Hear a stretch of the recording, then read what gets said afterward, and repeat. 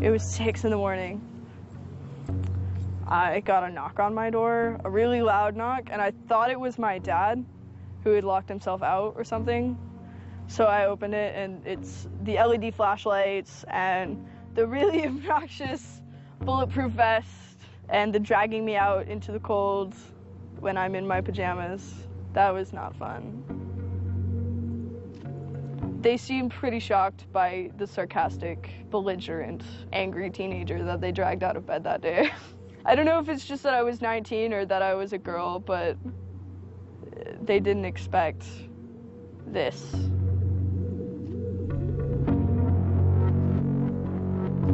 "10,000 angry kids, whoever they are, they scared the shit out of some people those days. They scared the shit out of the powers that be. And that's why this is being investigated. That's why I'm under indictment. That's it.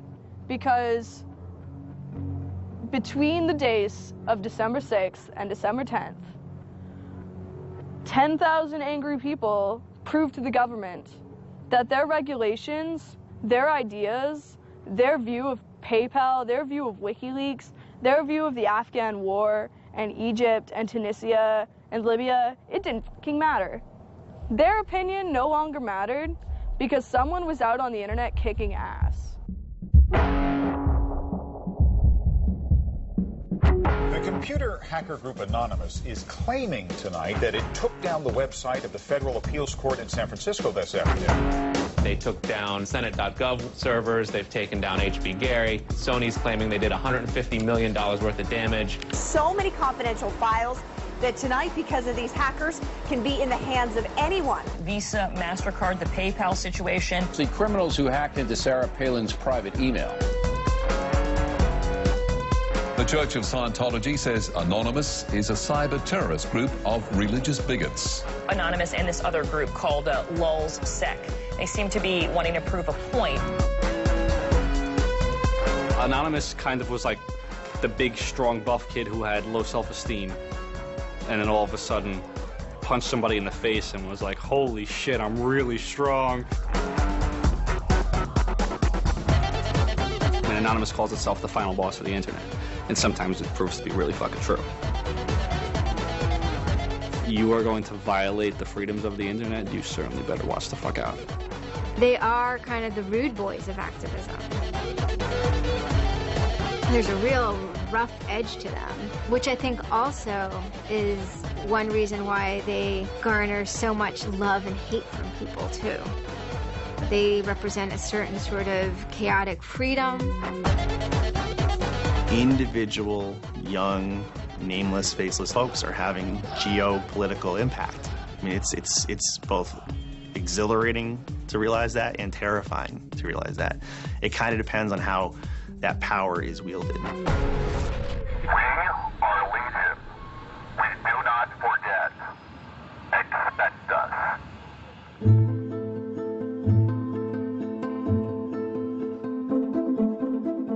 We stand for freedom.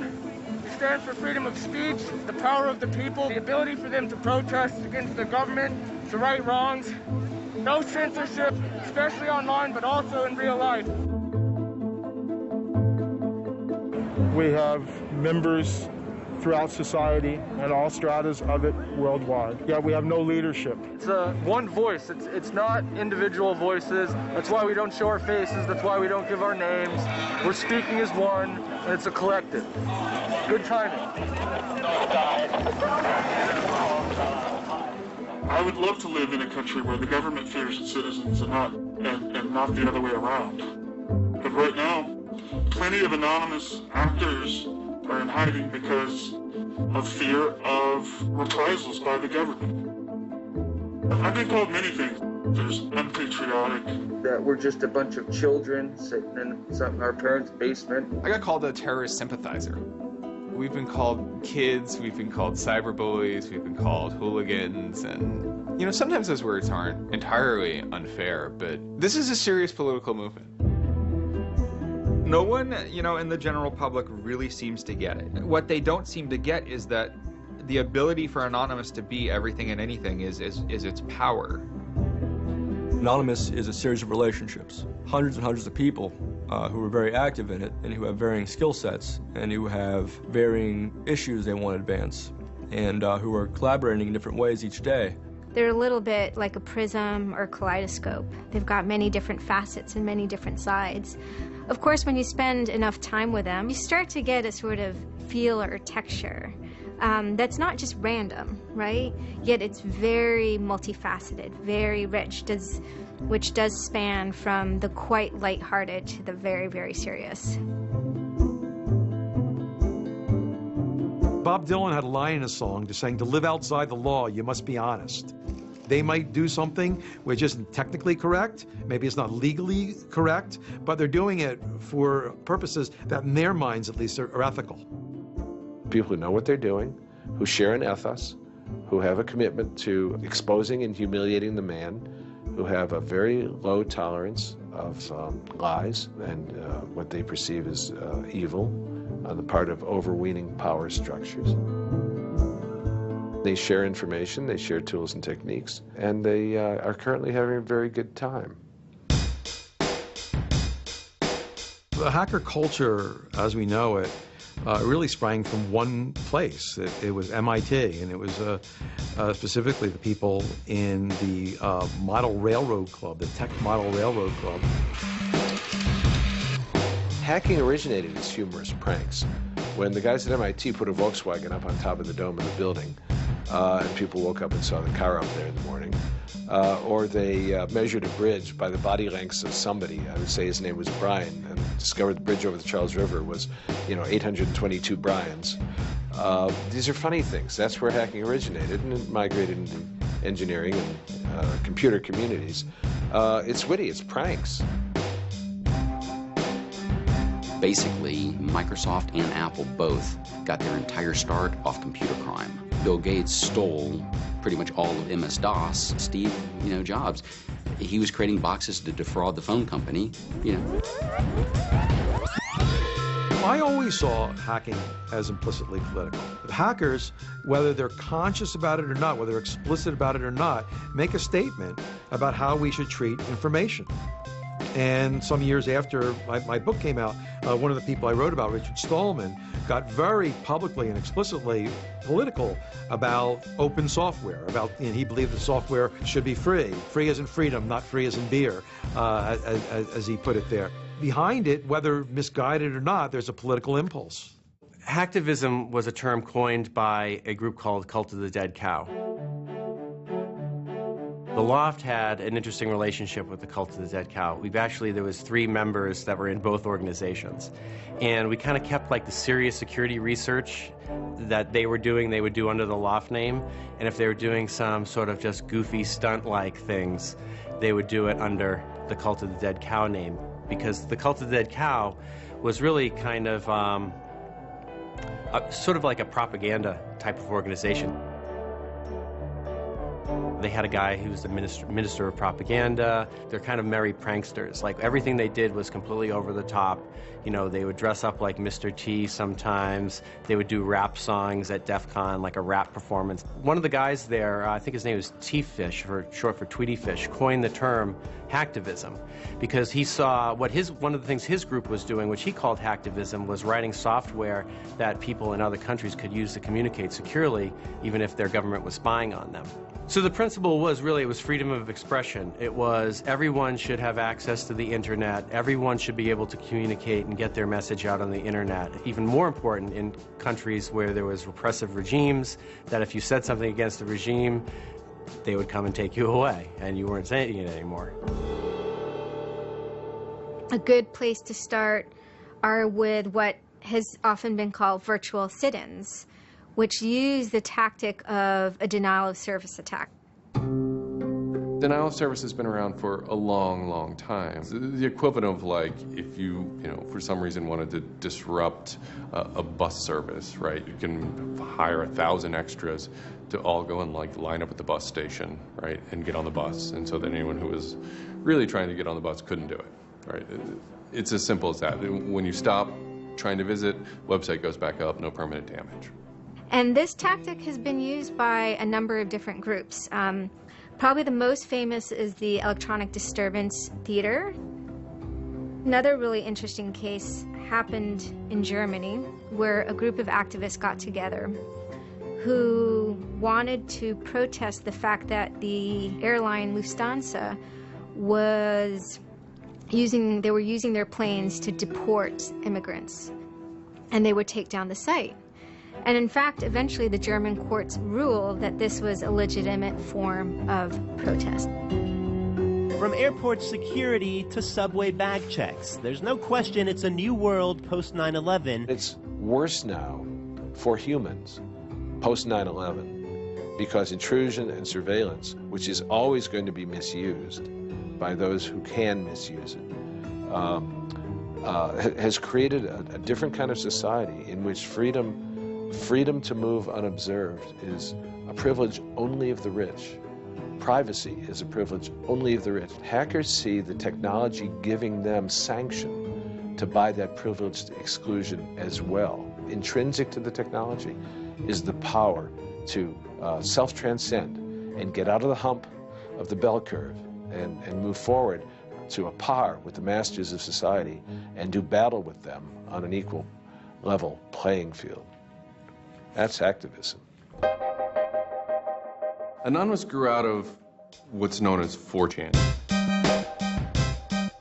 Essentially, this is just a website where people can upload images and you don't actually give your name. It's just sort of anonymous. When you look at 4chan, you're often surprised because it looks like a site from like 1995 or something. The idea is very simple. You post a comment and you post a picture. And you can post under your name or anonymously. And it's separated into boards about particular topics. So there's a topic on anime, there's a topic on weaponry. There's like a 4chan board for origami, and you just upload interesting pictures of origami.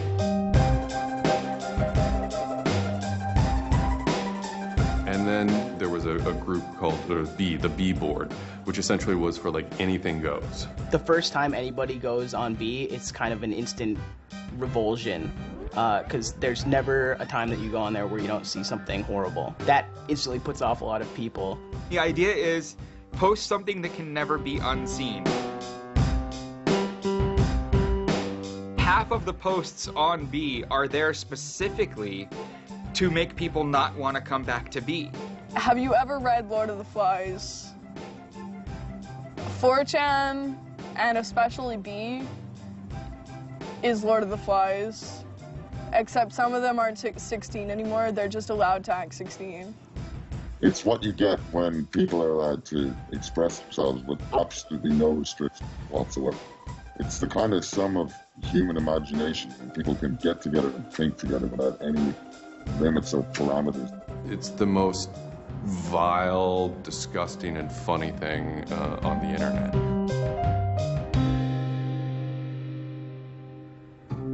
4chan was founded by Chris Mootpool when he was very young, maybe 15, in the early 2000s. He started 4chan because he was a big fan of Japanese animation. Chris Mootpool is the sweetest kid you've ever met in your life. He's small and he's got these sort of like tiny features, and he runs the most disgusting website in the world. What I think is really intriguing about a community like 4chan is just that it's this open place.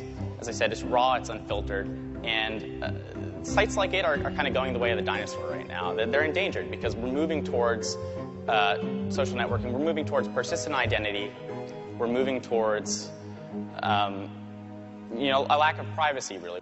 The B board, that's the exact opposite of Facebook. Facebook, like, you're supposed to be like who you are, and there's sort of one model, which is that like you're friends with people, right? In 4chan, you're totally anonymous nobody.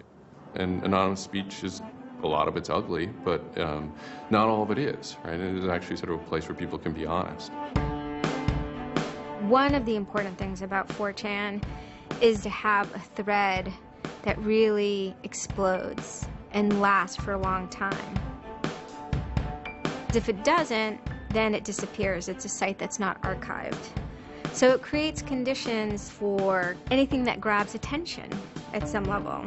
And so humor and grotesqueness as a result are quite good for that. I'd rather just be referred to as anonymous, I guess, in any interviews, because I have some docs out on me. 4chan's just where I went to. I grew up on it, and I lived there.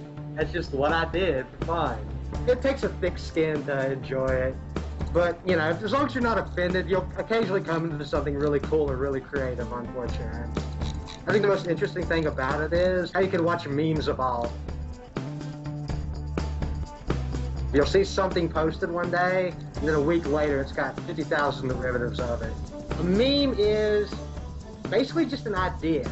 It's kind of like a gene, but in the realm of the idea. A lot of the great internet memes that we all know and love, you know, lolcats, right? You know, little cats doing funny things, and then they have, you know, Icon has cheeseburger, right? All that stuff seems to start in this, like, petri dish that is 4chan b-board.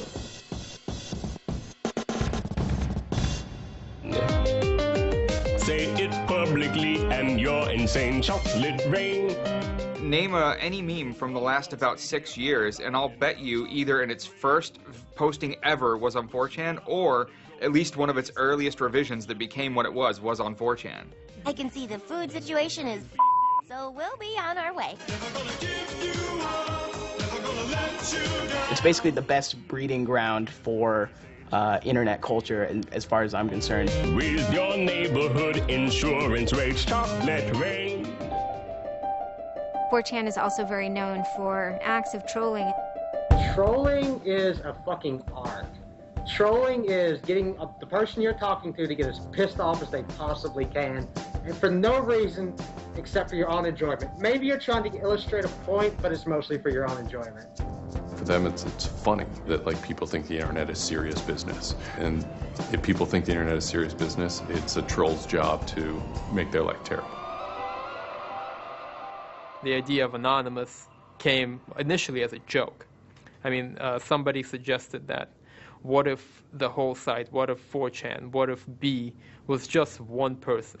And what if that's just one guy called Anonymous sitting somewhere, and you're just reading all these posts by one guy? And it kind of looks like that from the outsider's perspective. I mean, there's no way to tell the difference. It might as well be one guy. Fox News did a very famous segment about it.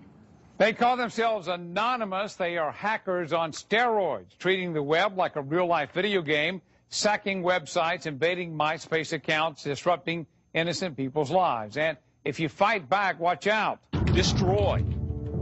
Die. Attack. Threats from a gang of computer hackers calling themselves Anonymous. I've had 7 different passwords and they've got them all so far. Anonymous hacked his site and plastered it with gay sex pictures. His girlfriend left him. She thought that I was cheating on her with guys. As long as I can think back, Anonymous have done some pretty off-color things in the name of getting cheap laughs, you know.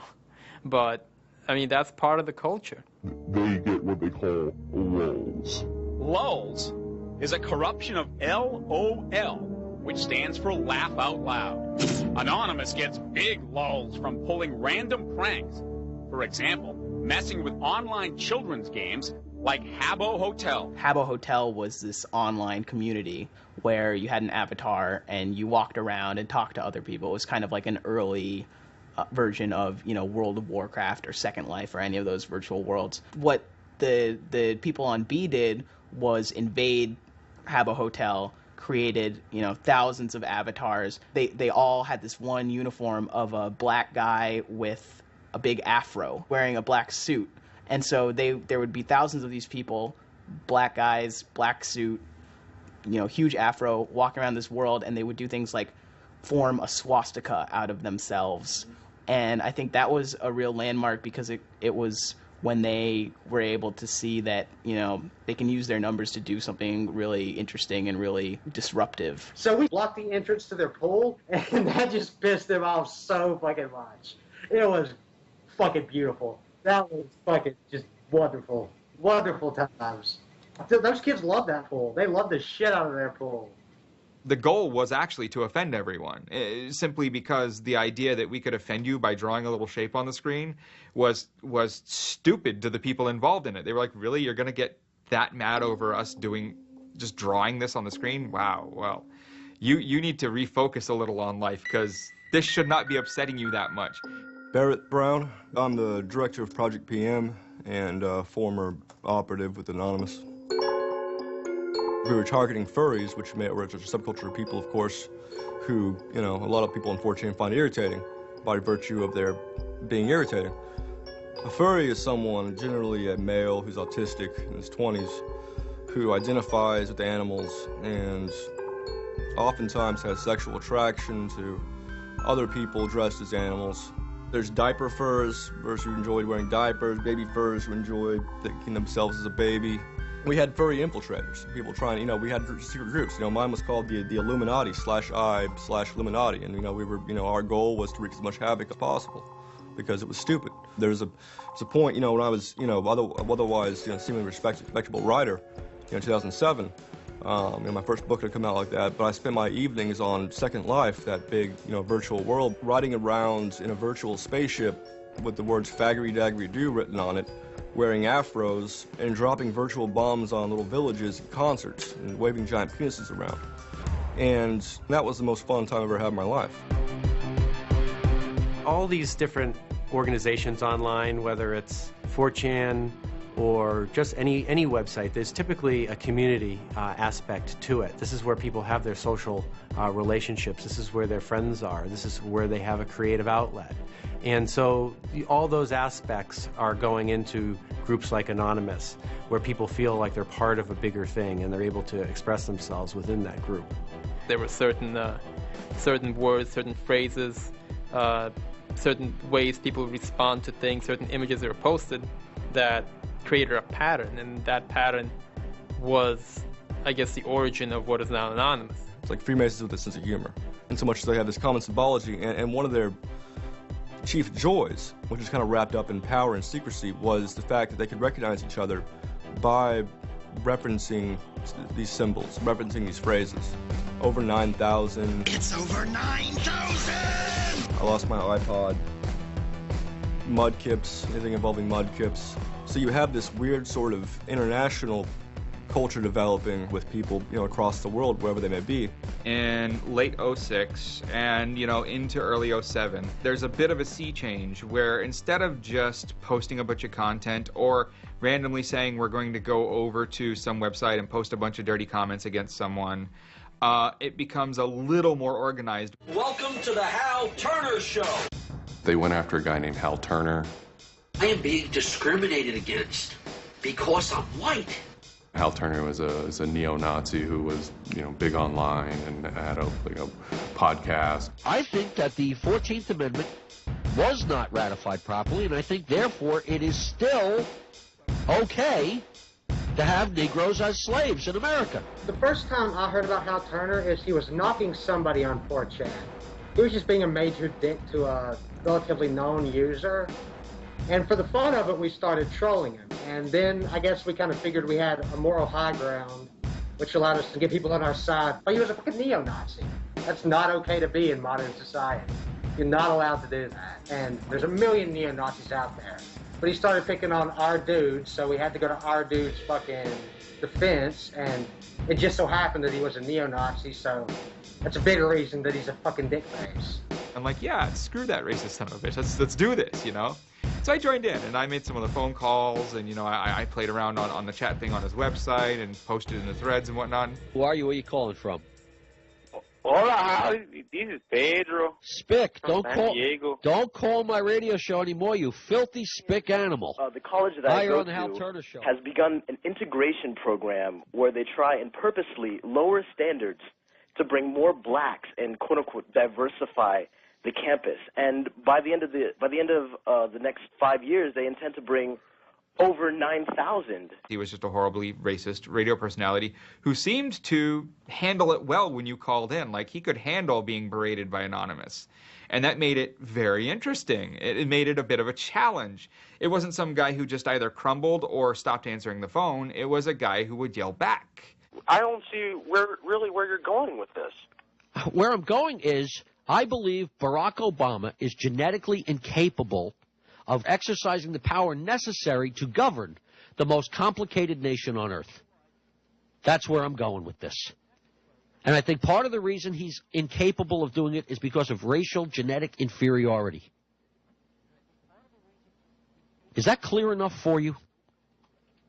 No, you changed the subject again. Wait a second, you asked Hal me... Turner wasn't the first, actual person that, Anonymous had caused trouble for, but the circumstances ended up being significant. They DDoS'd his website, stuff like that, costing him thousands of dollars, bandwidth fees. We DDoSed him, which is overflowing his server with packets and fake information. And then we kind of trolled him in real life. We sent countless pizzas to his house. We signed him up for escorts on Craigslist. We sent a bunch of pallets of industrial materials to his house, which he ultimately had to foot the bill for. And basically we destroyed his ability to pay for his radio show, and that took him off the internet. He was super pissed. And then they ended up getting some real hackers to help them out. This wasn't sort of pranks. They actually were able to get into Hal Turner's private servers and his mail servers, and find some interesting emails that he was serving as an FBI informant, which if you're a right-wing neo-Nazi, is not a good thing to be. And obviously him being an FBI informant, and also his reaction, his sort of douchebaggy reaction to the raids, damaged his credibility within the white nationalist scene, which is a shame. Hal Turner's gone. He's been prosecuted by the feds for threatening judges. It wasn't supposed to be different, but it ended up being different. People who observe Anonymous see this group called Anonymous going after this white nationalist and say, oh, hey, look, Anonymous must be some kind of activist organization. So by virtue of those people joining Anonymous, Anonymous becomes more of an activist organization. What follows is a period of confusion and anger in which the original Anonymous people, the sort who want to keep Anonymous as this nihilist little, ridiculous group, are upset that now, that the most terrible thing on the internet is now becoming a force for good all of a sudden. Anonymous has never been about getting media attention or getting all of this attention towards it. I mean, it's a community, a pretty sometimes insular community that just kind of kept to itself, made jokes and made content. But that was, of course, changed completely, just turned completely on its head when Chinology started. Anonymous began to become less of just a culture, people who wanted to perform pranks, and more of the internet's first army. I'm Mike Vitale, and my handle is Seth Dude. Now, this is January 2008. Anonymous is strong now. We're not a little dinky fucking group anymore. This is millions of people worldwide, and we're watching. And then Scientology stepped in with a big target on its chest. A video came out of Tom Cruise. It was supposed to be an internal Scientology video, talking about secrets of Scientology. Being a Scientologist, when you drive past an accident, it's not like anyone else. As you drive past, you know you have to do something about it because you know you're the only one that can really help. It talks about you're the only one who can stop, bad things from happening. And so this is kind of widely mocked online. It circulated like wildfire. There's nothing part of the way for me. It's just... People found it humorous and goofy. And the Church of Scientology went into their legal mode, and they threatened websites with lawsuits if they didn't pull down the video. Instantly, the Scientologists post a DMCA, Digital Millennium Copyright Act. And this is a way that if you own content, you can go to video sites, upload sites, and have your content pulled when someone uploads it illegally. Scientology's always at odds with the internet, always trying to legally bully people out of fucking them over on the internet. They always did that. And then here they are trying again, but you know what? Anonymous saw that, and they said, oh, you guys just fucked around badly. You're trying to censor our internet. Are you trying to take a joke away from Anonymous? You don't do that. What these people did, in this case, is Greg Hausch and these other people, was they decided, we can probably harness Anonymous in this case and target Scientology. A few Anons, a few people on 4chan posted, hey, we should grab that video and post it on a few other sites. And I was one of the people in that thread talking about it. And we got the original source of the video by reaching out to the person behind the accounts and everything. We start posting it. The surprising thing was how fast they were DMCAing them on every site. It looked to us like they must have direct contact with the lawyers and the team who actually pulls videos at all of these sites. It was minutes and these things were falling down. And we're like, holy crap, that's messed up. What followed was it's this term called the Barbra Streisand effect. And this video as they're attempting to suppress it, went everywhere. Like, everywhere you look on the internet, you were gonna stumble upon this video. Actually, Gawker, the site that I worked for, was, I think, the first one to put it on the website, and we got in a huge legal battle with Scientology, who wanted us to take it down.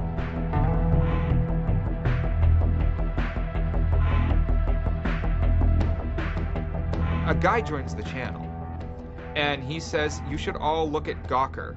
So we go over to Gawker, and the strangest thing has happened. This big media company had the video up on their front page and basically had a comment underneath of it that stated very clearly that the FBI would have to come take their servers to get this video taken down, that they were sick of this abuse that was going on. That made us think, what have we gotten ourselves mixed up in here? Scientology is an interesting target because in some ways it's the perfect inversion of what geeks and hackers value. At so many different levels: science fiction, intellectual property, discourses of freedom, science and technology. It's very proprietary, it's closed.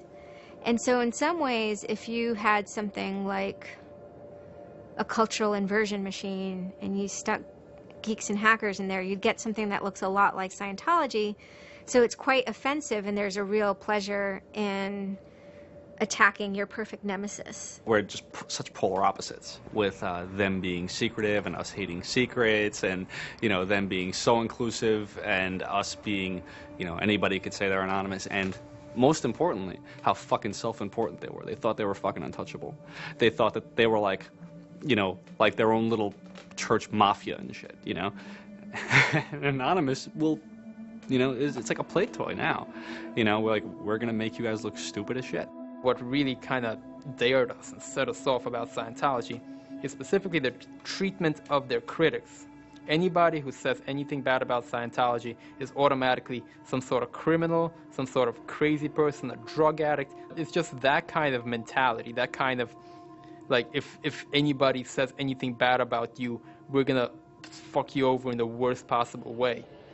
It's just, it resonated like this feeling of disgust within us. That was a big problem. That was the big problem. The censorship aspect of it. The audacity of this cult, this creepy cult, to go into our territory and tell us that we can't post this? No, fuck them. No, it's not gonna happen. And people who knew what Anonymous was to begin with were like, oh my god, Anonymous is going to go to war with Scientology. This should be really interesting. Especially because it's two weird-ass groups. I mean, I've been an Anon for a long fucking time. I know Anonymous is really strange. They're weird, and the stuff we like is weird, and it's really not mainstream at all. Now you have Scientology. Also really weird. A lot of crazy shit goes down. Anybody on the outside who's seeing this is going, let's watch these two retards fight. Like, both their pants are going to fall down, they're going to triple, and then it's going to hurt everybody, and it's going to be hysterical. And what happened was all these people who were geared up, the infrastructure was built to war with other Anons, said, you know what, fuck it. Everybody's going to get together and pound the fuck out of Scientology. And then that's when 4chan kind of reared into action, really reared into action. And they started to troll the Church of Scientology. And this took the form of pranking the Dianetics hotline, ordering pizzas. Every fax number we get, we're sharing them all. You know, every number we get, we send black pieces of paper on a loop until we sold their ink. I go to call them on the phone, and it's busy, busy, busy. You know, and that's their main fucking Dianetics hotline. Their Dianetics 800 number, you can't get through because Anons have completely fucking clogged it. And just probably saying stupid shit. The whole idea was just you call them just to keep them on the phone. What's an Elron? How do I Dianetics my face? They were not expecting that. And they couldn't handle it.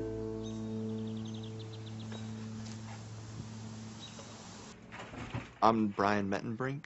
I always liked anything technical, mechanical, anything sciencey, really. Computers do what you tell them to. They don't all of a sudden start doing weird stuff, and if they do, it's probably your fault. And I always like that, you know, they're perfect, really, in a way. I had just gone to 4chan just on pure happenstance, and I saw a post about the Scientology thing, and I started looking up stuff, and I'm like, oh, this is actually for a decent cause. I think I'll, you know, do this. You started seeing all the stuff in B, and I saw the stuff in B then. Everyone's going to DDoS Scientology. Everyone's going to bandwidth rape them. Anonymous Members have developed a distributed denial of service attack tool called low orbit ion cannon, which is taken from a computer game. Low orbit ion cannon is what's called an end game weapon in Red Alert. All you had to do was literally follow instructions step by step. I downloaded a program that's free and legal for anyone to download and use. And I followed the instructions and I typed in www.scientology.org and I pushed go.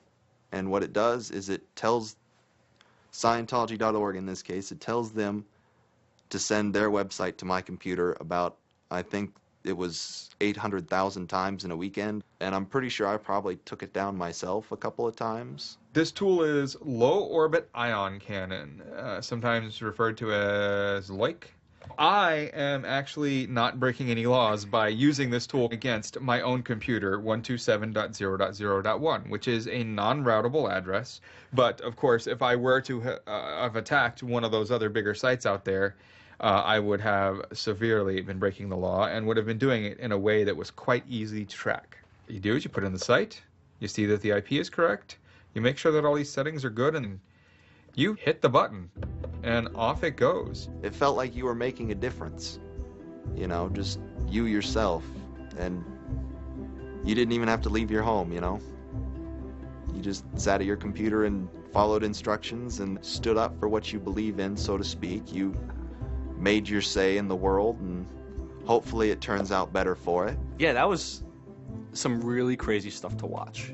To be sitting there in front of a monitor and you have just information just flying in front of you, and it's this unseeable internet war. And one of the guys said, we need to make a video. We have to make a video. Hello, leaders of Scientology. We are anonymous. When the video came out on January 21st, that was one of the first times that Anonymous, as a culture, started referring to itself as Anonymous as a movement, and declared that it was going to take down and destroy the Church of Scientology. That video probably changed everything. Knowledge is free. We are anonymous. We are legion. We do not forgive. We do not forget. Expect us. It basically looked like if a computer was going to tell you that he was going to beat the shit out of you, this is what it would look like. That one video, you really galvanized that moment of innovation. That's exactly like with that video, internet activism as it's known today was born. What the video was saying was, it's over. You're not going to be able to follow people back to their house anymore with impunity. You're not going to be able to just issue a cease and desist letter to any reporter who wants to write some shit about you that you don't like. You know, that's done with. Every time you do that, Anonymous is going to hit you harder. So we made a video named Call to Arms that said, we're going to the streets. Every major city of the world has a Scientology building. Be very wary of the 10th of February. Anonymous invites you to join us in an act of solidarity. Anonymous invites you to take up the banner of free speech, of human rights, of family and freedom. Join us in protest outside of Scientology centers worldwide. And you just see this consensus forming that it's going to happen. So we made the third video, the Code of Conduct. Don't bring weapons. Dress accordingly. Cover your faces, because they will try and find out who you are and screw with your life. Rule number 17. Cover your face. This will prevent your identification from videos taken by hostiles. Scientology has a history of harassing, stalking, and just generally doing horrible things to its critics. So people needed a way to hide their identities. A lot of people had very legitimate fears. They don't want to be followed home. They don't want to be stalked. They don't want to put their families and themselves in danger. Everyone was going, well, we're going to wear a mask. What's the only fucking mask that we all already know or have a joke about? And it's the Guy Fawkes mask. You see the movie V for Vendetta, you know, the ending scene where everyone's wearing the Guy Fawkes mask. That is very reminiscent of what Anonymous thinks Anonymous is.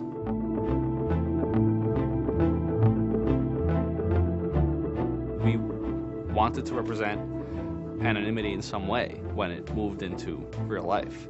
I think that the Guy Fawkes mask was one of the most natural things to happen. It is the idea that none of us are as cruel as all of us. You have this massive crowd of people who are anonymous that is going to fight against a bigger thing and win.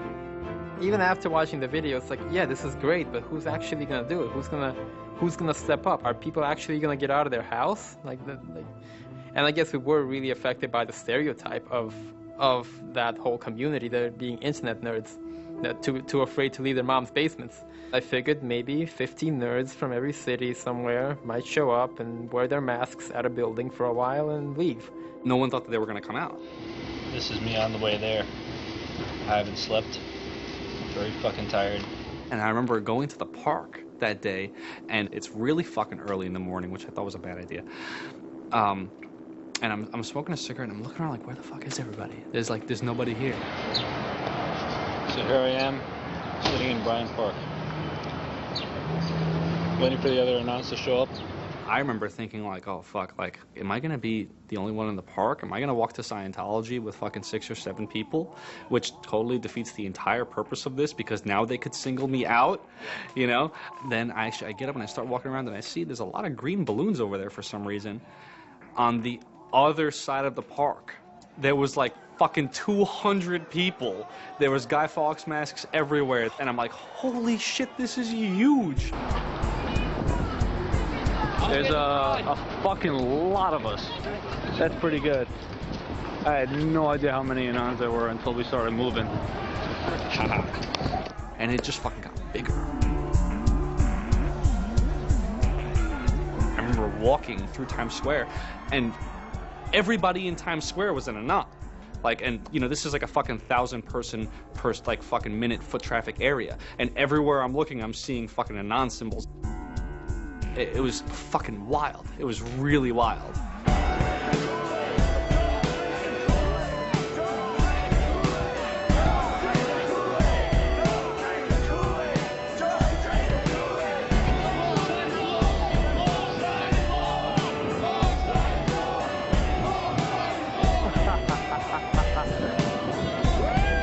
This is our fucking race. Hell yeah! So we start getting numbers in. And Sydney. We're thinking that it's going to be 50 people. And before 10 a.m., before even time, there's already 50 people there. And there's still streams of people walking down the streets. A couple hours into it, you know, because I didn't go to bed until 1 in the morning, you know, you're looking at Sydney as, wow, there's 250 people in Sydney. The cops are estimating higher than that for their reports. What just happened? Adelaide, Perth, and Melbourne happened. And, you know, over 200 at each of them. We nearly broke 1,000 leaving Australia. Now, the next protest was Tel Aviv, which had actually gotten its first Scientology building a week before this. There were Palestinians and Israelis at this protest, both holding their flags, and at one point they actually switched flags and held up each other's flags and whatnot. It was awesome to see. I call our guy in London, Britanon, and I say, hey, what's going on there? And he's like, did you just get out of bed? I said, yeah, I haven't even turned on the computer. I just figured I'd call you. And he said, we've got 600 people, and the cops are really, really mad at me. All the major cities were having hundreds of people come out. Massive. Clearwater had like 300 people. I don't think anyone beat out LA. I think LA had over 1,000 people. The thing that happened was something completely different, and hundreds of people from every city just swarmed the streets. It was kind of overwhelming, a little even scary, but scary in a good way. Soon, you know, we're at around the 10,000 mark, you know, and we were joking the whole time, over 9,000, you know, one of those memes. It was too surreal. It was not believable. You go by what name? We are anonymous. It was very empowering, especially after people saw the thousands of people showing up. This was it. We owned the world at that point. You've got lolcats, and you've got rickrolling. You've got all these other things that Anonymous has been involved in. Then, you know, take us a month later, and, you know, 10,000 people were just in the streets. And in every major country in the world, in every major city in the world. And what the hell just happened? What changed? You know, who flipped the switch? The world looked very different to me at that point. We all met each other. The idea of an Anon is you're fucking alone until you get to 4chan, you know, and then these people all think like you, you know? And all of a sudden, you're not alone. You are with fucking 500 others, you know, they all know the same jokes as you. They all clearly have similar interests as you. Here's your culture. You meet your own people finally. immediately you felt like you were at home. If you were an Anon, you were at home. We all like spent years in the same place, looking at the same pictures, laughing at the same jokes. We pretty much were already friends, even though we've never ever met. It was very happy. It's perhaps a little surprising. It's not just preteens or teenagers. There's a far more even mix of males and females than you would imagine otherwise. Everyone always figured Anonymous was a very male, thing, but it wasn't like that at all, There's some fucking hot girls come through. Like, there's some really, you'd be surprised. And there were a lot of these so-called guys who weren't socially good. They were very awkward. They still lived at home at 23, half of them virgins. And I'll tell you, the amount of those people who got laid from these protests happening is in the thousands that would not have for years probably. That's why those protests were so important. It was a chance to finally meet other people that were previously anonymous and unknown, and hence it was the moment of the end of their anonymity.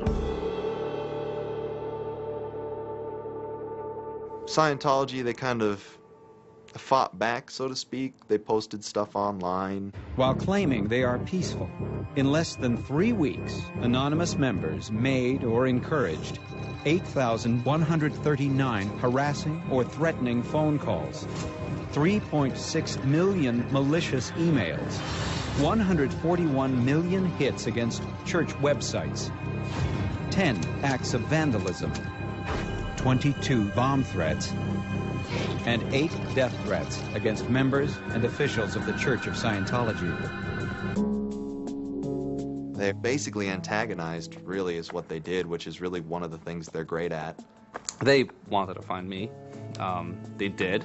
They hired PIs. They started taking pictures of us, threatening to sue us. People were getting followed. People were getting followed home. It'd be a regular thing for someone to say, oh, I had to lose someone on the subway. I saw someone from the Scientology Center, and they were following me. They would follow us to our houses, try to intimidate us, send us cease and desist letters. They had a PI hand deliver a cease and desist letter from a very expensive lawyer. It was a double message there. It was a, hey, we know where you live, and we know your name, and here's something from our lawyer. Just these old tactics that they used to fight the activism they faced before the internet were completely ineffective against Chanology. Most of the people who received them actually framed them and put them on their wall. I've seen multiple of them framed and put on the wall. Mine's sitting in my closet somewhere in a box. They don't care to actually use the legal system to get you thrown in jail. They care to use the legal system to get you to stop. I did the whole low orbit ion cannon stuff, and then I pretty much just went about my life after that for probably, I think it's 6 months, and then the FBI showed up here at my parents' house where I wasn't, looking for me. 2 men got out of the car and took their jackets off and laid their guns on the front seat and came up to ask us if Brian was home and explained that they were the FBI and they were looking for Brian, and I've never been so scared. And then my parents directed them to where I was living, and they showed up and said, I'd like to have a friendly conversation with you, and I had the worst friendly conversation of my life. We sat down at my dining room table, and they just started asking me questions, and I'm trying to figure out what they're here for, because I have no idea. And they eventually started asking me questions about Anonymous. I was scared to death. I mean, my son is looking at 5 years in jail and a $100,000 fine. I had no idea that it was any sort of this big of a crime to do what I did. I thought it was the kind of slap on a wrist, $200 fine type crime. So I actually told them that I did it at that point. Then it went from there. But yeah, I would have never ever believed that the maximum punishment for this was 5 years in prison. It was a very eye-opening experience. I had a little bit of trouble accepting it, knowing that I could go to prison for 5 years. Knowing that I would be in prison from age 20 to 25 for this, you know, I thought that was a little bit extreme. I tell people it would be different if they drank and drove and killed somebody. But he didn't do that. It's hard to deal with, harder to deal with, because he didn't do that. He just pushed a button on his computer, and as he explained it to me at the time, it was like pushing the refresh button over and over and over and over 800,000 times. And it seems like such a little thing. I did the second most damage is what Scientology said. I sent the second most out of everybody. So I got the maximum for my category, which was 1 year in prison and 1 year supervised release.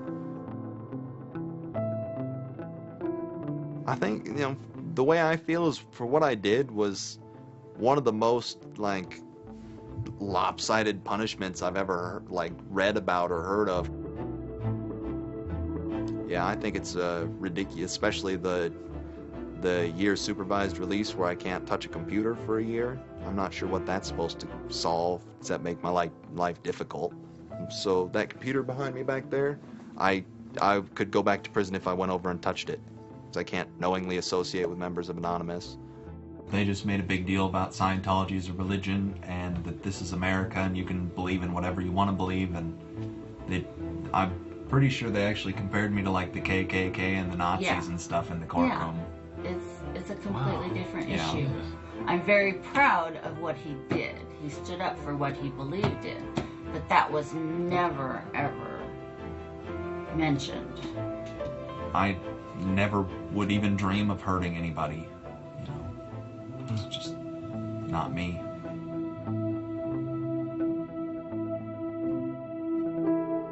Prior to Anonymous, critics of the church still had to be very, very careful because of the aggressive lawsuits that were launched against academics, journalists, and other critics.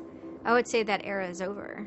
And Anonymous, more than any other sort of intervention, is probably responsible for that change. This actually caused a decent rift in Anonymous. There was one big group, significant group of people who would say, this Chinology stuff, it's cancer, it's awful, it's bad, it's just bringing attention to us that we don't want. The trolling isn't happening, we're not getting our jollies. Like, now this is all really serious and moral and somber, and like, well, you know, that's not what I signed up for, that kind of thing.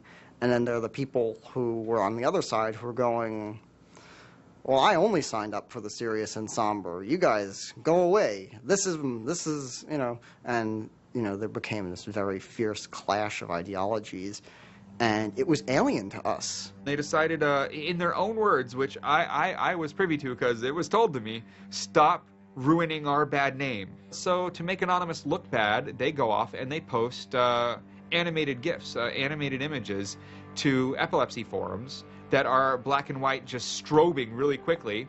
So any of the epilepsy people on these support forums see it and they fall off their chairs, you know, in seizure. You start hearing this term moral fag.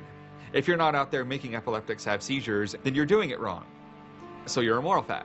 Which is what I am, a moral fag. Those who want to use Anonymous as, you know, as a tool for good in some sense, rather than just doing what we used to do, which is distribute video games. One Anon said it well once. There is no leader.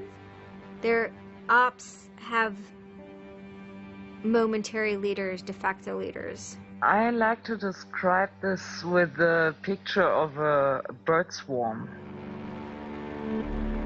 Everybody's flying very, very quiet. Suddenly one bird flies into the other direction and the mass fly into the same direction following that person. It's totally okay to say, I'm sorry, I don't take part.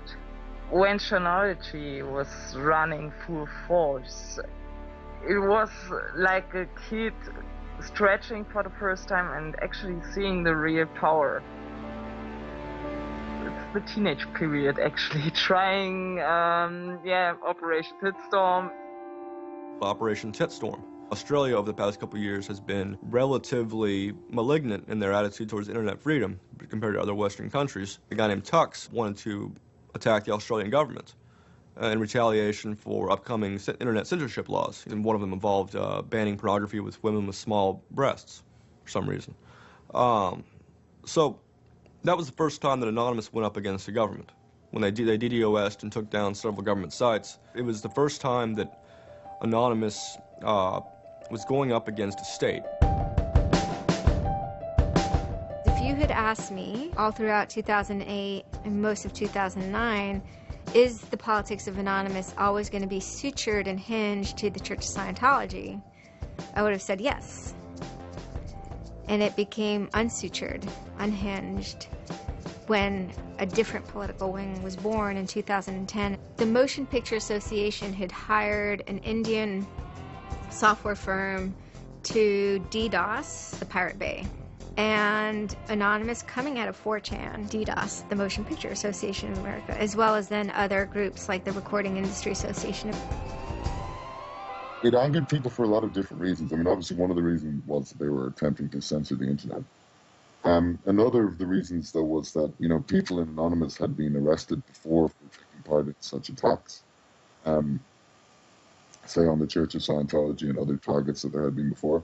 I think there was a big sense of the hypocrisy in it. This was the moment a kind of networked kind of architecture was born, where there was a different node that was unrelated. Some people crossed over, and they were connected by aesthetics and by ethics, and yet this was a different ship that was sailing.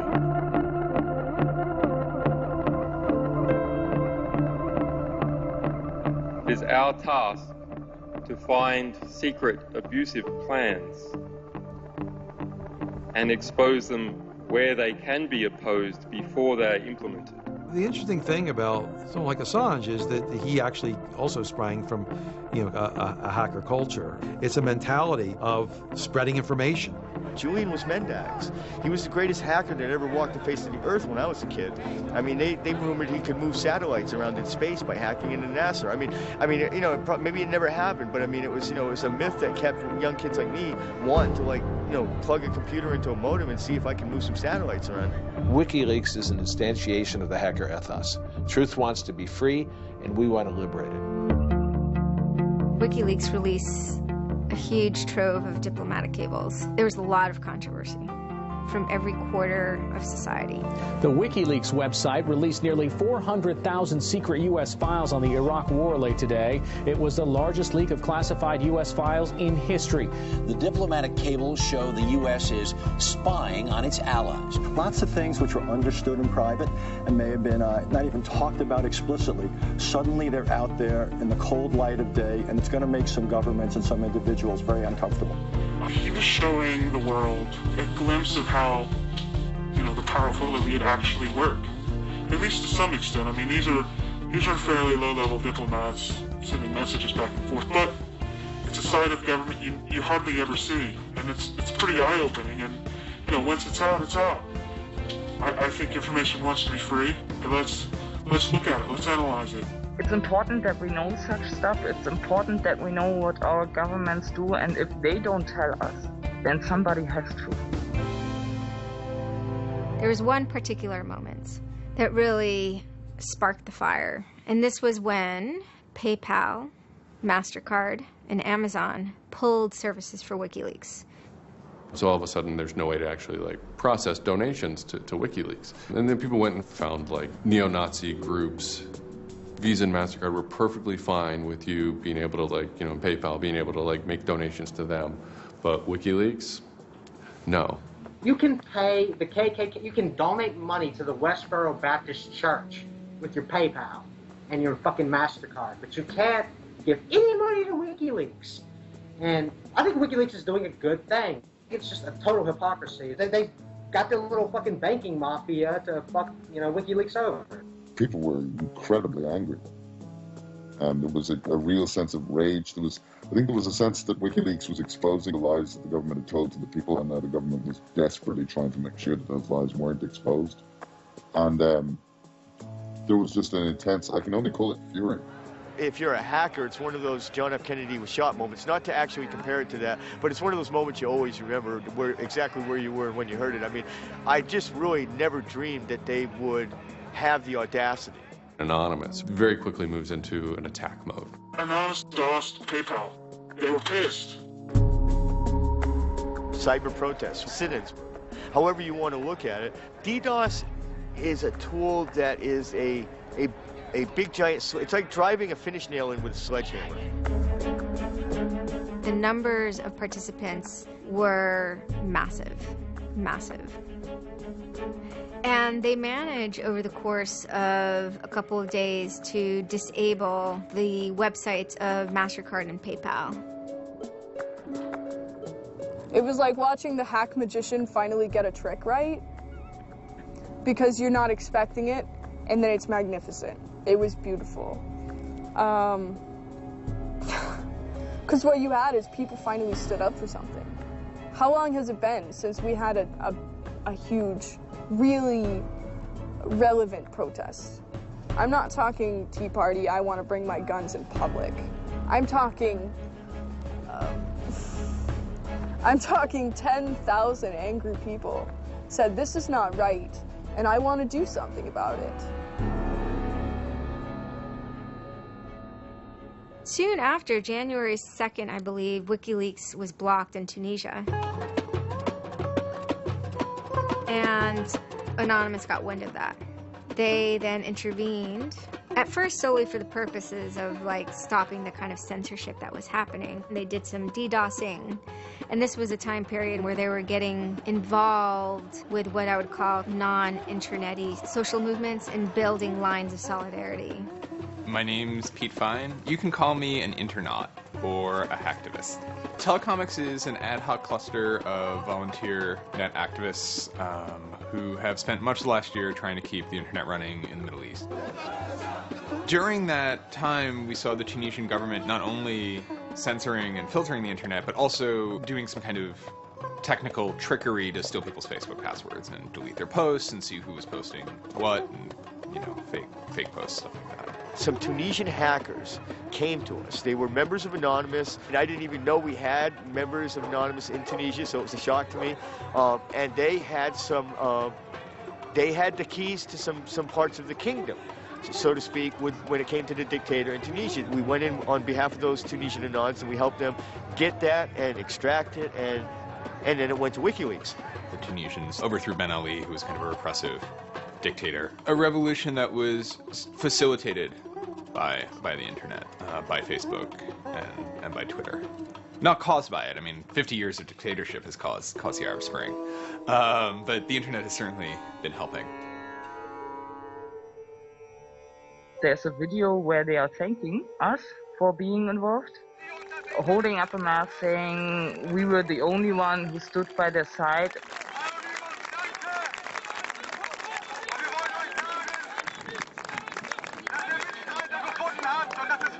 For me, it was awesome to hear that and to feel the connection. The same group of hackers that target anti-WikiLeaks sites have now turned their attention to Egypt. In kind of the lead up to the Egyptian revolution, we would tweet on people's behalf. We would get people from Egypt who were unable to access Twitter on their own on our IRC network, and we would take reports from them and tweet them out using our account to kind of help them get the word out about what they were experiencing. Some of this shit is personal.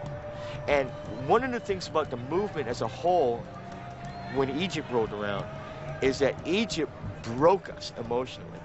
Watching in real time with live feeds that we helped set up, Egyptians get massacred with machine guns. It was different, and I have never in cyber activism wept before. It's never bothered me like that. It's never been able to touch me the way Egypt touched me. It was fucked up that we were watching people killed for no reason other than leaving their homes, that these people had every right to freedom, that they had every right to choose their government. And then January 27th, January 28th rolls around, and the Egyptian government starts shutting down the internet. I mean, just for the whole country. The whole country. There's this fantastic traffic graph that you can see the traffic coming out of Egypt, and it looks like, you know, like this. And it goes like that. Just totally stops. And we were just shocked. We were just like, what the fuck? Like, what the fuck? To think that a country would completely cut itself off as much as it was able to from the outside world was pretty unthinkable. You know, we know bad things go on in the dark places. And suddenly it got quiet. I remember that somehow burned into my brain that first Twitter was flooded and suddenly everything was quiet. That's the kind of thing that could start riots. I think when Mubarak did what he did, I think it really upset people here as well as in the Middle East. I put myself in their place, and I found myself in a desert of nothingness because he just wiped out everything that my world incorporated. That just showed me and everybody else that the same thing can happen at any time, at anywhere, in any government. Anonymous and the people on the internet stood up and said, go fuck yourself. You want to shut down their internet? Fine. The people on the internet will show them how to turn it back on. It's almost like the internet as an actual thing. It's like the internet is a living thing. It's like a conscious thing that gets up and says, no, you can't do that. A lot of my friends helped with encryption, helped people on the ground in those countries validate SSL keys and certificates, and really showed them how to subvert their government and become free. And then Telecomics started to tweet connections to the internet, dial-up connections. In Egypt, the care package we put together included some kind of our comms information, the ham radio and dial modem details. In total, we helped coordinate and run about 500 dial-up modem lines. We also Googled up treatments for tear gas and other kind of basic medical treatment and found folks who could translate that into Arabic. Sort of put this together in a nice one-page PDF and fax, and off it goes. I think the most effective thing was shutting down government websites. We're taking your dictator's web pages down. It is cyber warfare at that point. When you're dealing with a dictator like that that's killing people, all the gloves are off. We are going to not just take your websites offline, we are going to destroy your every communications. We are going to wreck you like a nation state would wreck you. In Cairo, Egypt, the crowds are shouting and screaming.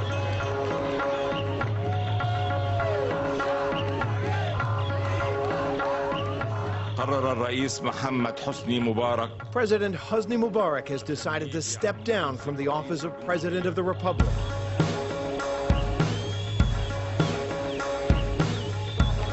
When Mubarak left, it was a hell yeah moment. People can rise up, people can make a change. And I think for a lot of people in America, it was the first time they had seen people rise up and take down their government and say, we're sick of this shit. We're sick of the oppression. We're sick of living as slaves to your power. We had Egyptians come thank us as we're doing this stuff, and I said to them, like, look, you guys just get our back if stuff goes down here. Although it was awesome and it was one part we were fighting for me it was quite clear that it's not the end of the story. That it's not suddenly changing into rainbows and nine cats or whatever, but that we now have to watch even more. The FBI is now investigating Anonymous, a loose collection of rogue, tech-savvy hackers credited with bringing down the websites of MasterCard and Visa last December. So there were 40 raids back then. They seized computers, cell phones, those kind of technical apparatus, sometimes including in the case of, 19-year-old girl lived with their family, it took their parents' stuff too. There's always been a sort of cat and mouse dynamic, not just in relation to the feds, but also to these sort of groups that have appointed themselves as guardians of the Republic. And there's groups called like Backtrace Security, which is made up of a couple of deranged people who, I think for personal reasons, have grievances against Anonymous. I've been threatened by people who are former Secret Service agents who now run private security companies. Suddenly, on February 5th, a Financial Times article comes out that we all see. And it's quoting this guy named Aaron Barr, who's the CEO of HP Gary Federal, which is an intelligence contractor. And Aaron Barr is telling his Financial Times journalist, Joseph Min, that he's been secretly monitoring the AnonOps server where all this is going on, and has done so for several weeks, and using his own custom brand of information operations techniques, has managed to identify the alleged leadership of Anonymous, including 25, quote, lieutenants, unquote, some sort. We have to see this document. Everyone wants to know. We don't need to destroy him. We don't need to destroy his company. We just need to see the document, and we'll decide what comes next after looking at the document. So they get it. It was unbelievably easy to get into that network. And my name was on there as a screen name, and Greg Hausch was listed there by a screen name. Fact of the matter is, what he told Financial Times was everything he told them was demonstrably untrue, and very much hilariously so. He had to be shut up. It had to be proven to the world that this guy was a retard and that his information was in no way valid. Now, to put that in hacker terms, Anonymous is a hornet's nest, and Barr said, I'm going to stick my penis in that thing. In a mere 24 hours, he was owned, pwned completely by a small group of participants who basically went on a hacking rampage. Faster than you can say, get these hornets off my penis. Anonymous took down Barr's website, stole his emails, deleted the company's backup data, trashed his Twitter account, and remotely wiped his iPad. And he had just reached the Hammam high level on Angry Birds. The HB Gary hack brought about 70,000 emails. Probably the most important ones had to do with a proposal that HB Gary had already formulated. It was packaged up as a nice PowerPoint presentation, kind of act as privatized agent provocateurs, where they were going to discredit WikiLeaks. HB Gary was proposing submitting fake documents to WikiLeaks, and then when discovered as fake, the error could be called out and it would discredit WikiLeaks. Right.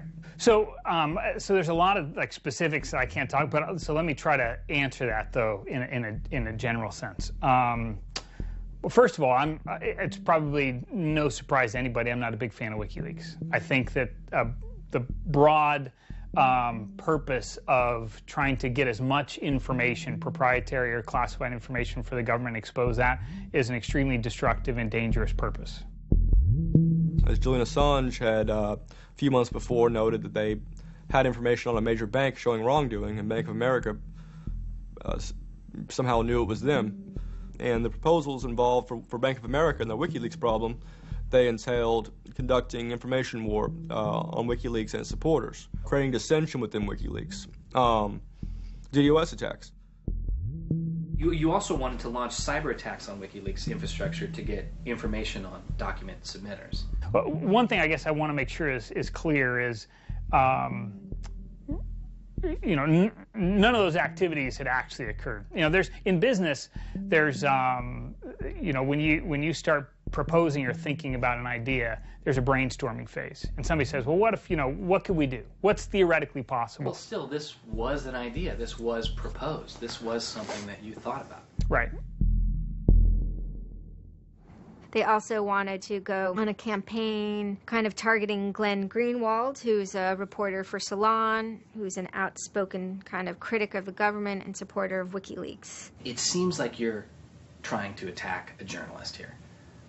Yeah, and I don't want to talk too much more about Glenn Greenwald, but other than, you know, what I previously said is, you know, there was never an intent to attack journalists, not on my part. You know, nor I guess I should say I should generalize that and to say that, you know, I would never just outwardly attack a journalist, other than if I felt that there was a journalist in my mind that was acting unethically, that, you know, that is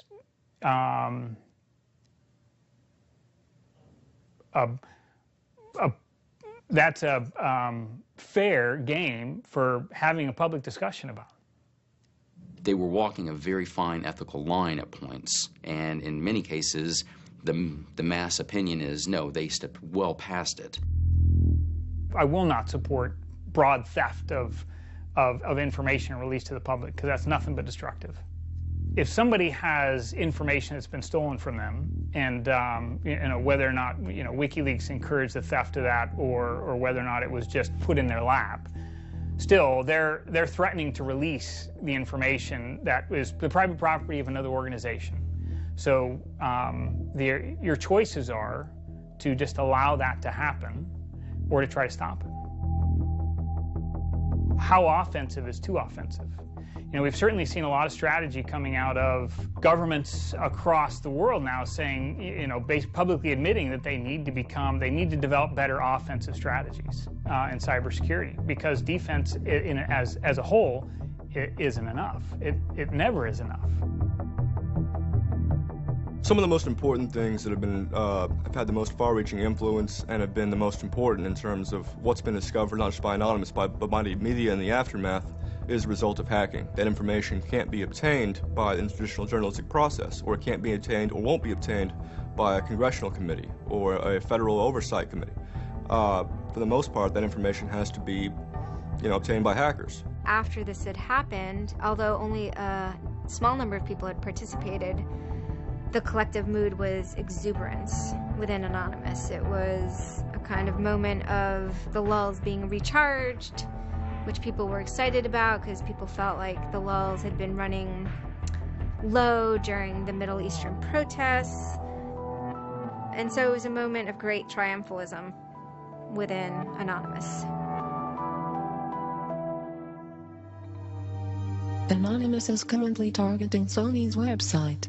We are doing this because Sony is currently suing people for making features the PlayStation originally had available to the public. It started off as a denial of service attacks, but then someone really broke into the PlayStation network and stole all the user accounts and all the credit card information. Sony has confirmed that hackers broke into its PlayStation network, exposing the personal information of up to 77 million users worldwide. Anonymous basically bent Sony over and had their way with them, and the consumers were the ones that also got hurt in the process. 2 months of people not being able to use the PlayStations, that actually had real hardcore end-user impact. If they break into a site and they pull back customer information, do they really need to disclose 100,000 customers? No. What they're doing could be done a lot better. And when I say better, I mean better for the end user, for the customers, while still making a point. And then, kind of seemingly out of the blue, there was something by the name LulzSec that sailed into the seas. Well, LulzSec, it's sort of a group of a couple people, mostly from Anonymous, who, in large part, were the same people who hacked HP Gary. And they decided to form this little group and just carry on operations sort of outside the purview of Anonymous for a while. They hacked whatever they wanted, they released whatever they wanted. It's almost like they had no rules. They just said, this is what we're going to do. We're going to stir up the cart. We're going to get some trouble. We're going to make some waves. And they did. What they did was they put on a play. Not high arts, not lowbrow either. It wasn't particularly, let's just say, grotesque. Their symbol was a kind of cartoon caricature of the Monopoly man with a monocle and a cigarette. There was a lot of iconography of boats and ships, pirate motifs, and then, of course, a cat. Chaos and mayhem. Right now, it's probably one of the right things to do. Some of the things LulzSec did in the court of public opinion were less noble. Private citizens were being doxxed, or the credit card numbers that could have been redacted. You can still make your point without actually, giving up people's personal details. So the court of public opinion swayed that LulzSec had crossed lines that maybe the previous manifestations had not. Collateral damage such as the release of docs and people's personal information who are just caught in the crossfire, really, of an anonymous confrontation, is something that a lot of anons don't really support. There was a lot of, infighting about it because their way, wasn't really our way. We will not attack the media.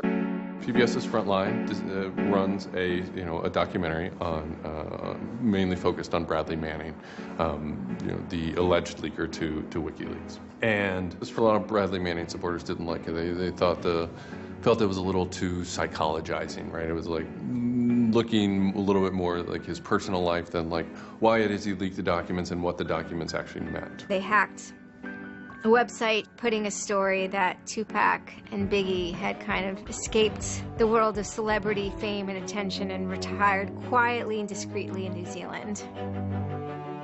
Also, when they attacked PBS, that gave me the creeps, As a journalist, I'm not too thrilled with the idea of someone judging that we don't like you to write that. We don't like your reporting, so we're going to shut down your website. I'm uncomfortable with that. It could be me, and I could be writing something about a group that they didn't like. And, hey, I'm happy to sit and talk with them about it, but, don't shut my website down. This is obviously about freedom of speech, so attacking the press would be would sort of be a bit of a contradiction. So people always said, well, we shouldn't do that. And obviously LulzSec had a completely different agenda, so they had no problem doing it. They sort of saw themselves as going out there, breaking into like anything, everything, governments, corporations, police departments,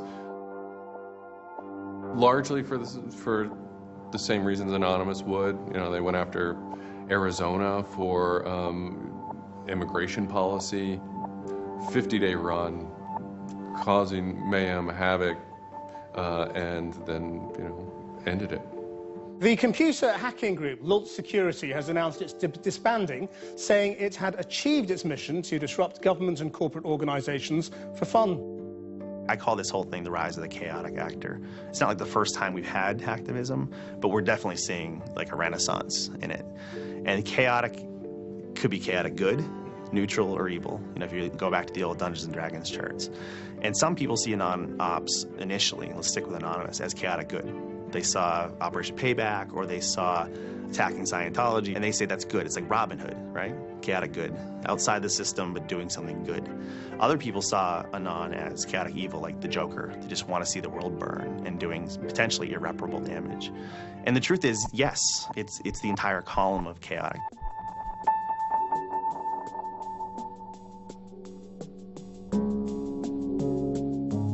"16 people were arrested today, but dozens of FBI agents targeted alleged members of the loose-knit hacking group. Armed with search warrants, agents hit 6 homes in New York, along with locations across the country. The people arrested yesterday were suspected of attacking PayPal's website after the company shut off payments to WikiLeaks. Defenders of the hackers say they're merely engaged in civil protest, but FBI officials worry the disruptive cyber attacks could move in a more dangerous direction. So the FBI shows up at 6 in the morning, and it was really obnoxious. And I remember being frustrated and angry because there was nothing that I had done that would have justified an FBI search warrant. They came and guns blazing and all this other good stuff, busted down the door. I immediately just dropped down on the floor, 180, didn't want nothing. I wasn't trying to fight nobody. Theory of the case is they were, they flooded, quote unquote, a number of people flooded access to PayPal, thereby creating economic distress to a protected corporation. End of story. This is not a case involving identity theft, involving outing emails, involving violating privilege, involving theft of services, involving, shutting down business. It is a pure case of internet or cyber sit-ins. I think when Barack Obama gets on television and says, flood the switchboard, shut down the Republicans, send the message, that's legal. And even if you accept what the theory of this prosecution is, it's no different. This is an electronic sit-in at its finest. If you're a pedophile, the average is 11 years. If you're a computer hacker, the average is 15. And I think that's ridiculous. So, yeah. I mean, no, that's ridiculous. I mean, you can go molest children and get less of a sentence than you would for breaking into someone's phone. Even if you accept what the government is saying is true, what is important is that people are participating in the process. It is very much the process. It is sitting in a counter in Selma, Alabama. 500 Freedom Riders refusing to allow people to go and sit in at a segregated lunch counter. They write books about that stuff. It is demonstrating in a street corner saying no to a war. It's just a different, it's just a different vehicle. It's the same results. For 9 months I ran from my indictment, but they busted me. I went to jail, I bonded out, and then I held a news conference, you know, because as risky as that was and against my lawyer's advice, I wanted the world to know some fucking things about what's going on. I didn't want the feds to have the only voice in the dialogue. This document alleges that I am the notorious hacker activist known to the world as Commander X. I am Commander X. The indictment further alleges that I am in association with the global internet freedom movement known as Anonymous. I say yes. I am immensely proud, humbled to the core, to be a part of the idea called Anonymous. You know, I would never compare myself to people like Gandhi or Dr. Martin Luther King, but they were one person, and they were willing to go out and change the world. And their messages live on every day, through everybody. And to not take the chance of having something like that to do is foolish. I only wish we had 50 million Mercedes. I feel a lot more comfortable as a guy getting towards the tail end of his career if there were more Mercedes. There's always going to be legal consequence when you decide to break the law. That comes with the territory. And it would be naive not to expect that. The question is whether the punishment will be proportional to the crime. And I suspect it might not be. People will be watching very closely to see how these cases proceed, on what grounds, and whether there's any room during the trials to think, especially of the denial of service attacks, as a legitimate form of protest. So much of our lives are now configured, at least in part, on the internet, so we better start thinking about how we claim parts of the internet as spaces that we can also protest in. This is the point in history at which you decide whether or not protesting is possible online. You can stand up and you can say freedom of speech extends to online. We have the right to not be monitored by our government because of our opinions. It's up to you. You're in the position of Huck Finn. Do you remember Huck Finn at the end of the book? He's told he's got to take that slave and give it back. Two things will happen if he doesn't. One, legally, he'll go to jail because Jim is property. Two, he'll be damned eternally and burned in hellfire because he's in an evangelical environment in Missouri. And Huck smokes his corncob pipe all night and thinks about it, and next morning he says, well, damn it, I'll go to hell then. In other words, he discovered that in order to be an expert at ethics, you had to transcend the legal and sanctioned religious appropriate truths of the day in order to access the meta-truth of both legality and righteousness. Well, hackers see themselves as Huck putting down that corncob pipe and saying, all right, I'll go to jail. All right, I'll go to hell, but I'm going to do the right thing. I suppose the question you really want to ask is, would I do it again? And honestly, after thinking about it, I felt that I did what was right. I had a belief, I still do, that what I did was the right thing, and hopefully someone got some good out of it. You know, I'd love to think that maybe I stopped someone from joining a cult. You know, probably wouldn't tell on myself next time, but you know, I don't think I would have changed a single thing other than the whole talking to the FBI thing. Yeah, just the little detail that kind of changed everything. Yeah. I'm angry. Occasionally I have small breakdown moments of terror, but I haven't stopped believing what I believed. I haven't stopped wanting to fight. I haven't stopped caring.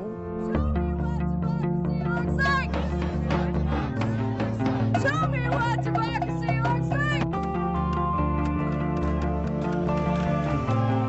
Keep it so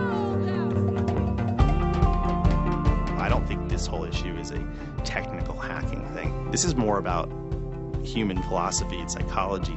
What's motivating us? Why is there so much unrest or disenfranchisement or anger that would lead people to want to take matters in their own hands and join these? Whether you think it's bad or not is irrelevant. It's not going away. I have stood upon the mountaintop known as Anonymous and looked down on a world inflamed with revolution.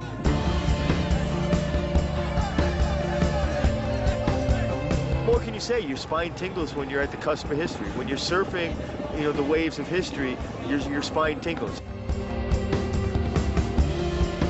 There's a lot of people in Anonymous who feel very deeply and very sincerely about their contribution towards democracy around the world. And I think that's one of the main things that I'm most proud of about Anonymous. There are things that I'm not proud of about Anonymous, but we stand against censorship and we stand against oppressive governments, even our own. It's a very noble thing.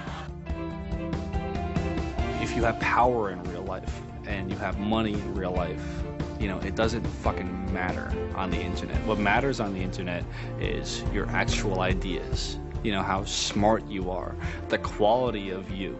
And when certain organizations, they want to extend their real life power onto the internet, it's not going to fucking take because of Anonymous. And history teaches us that change simply doesn't come with flowers. It doesn't work.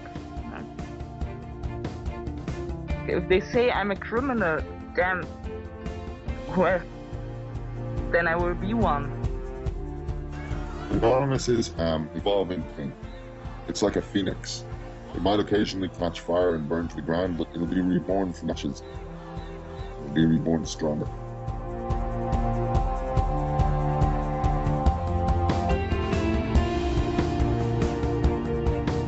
I don't care if you're a Democrat or a Republican or an independent, or if you like Ron Paul, or if you worship pigeons or Scientology, or if you're Catholic or atheist or Methodist.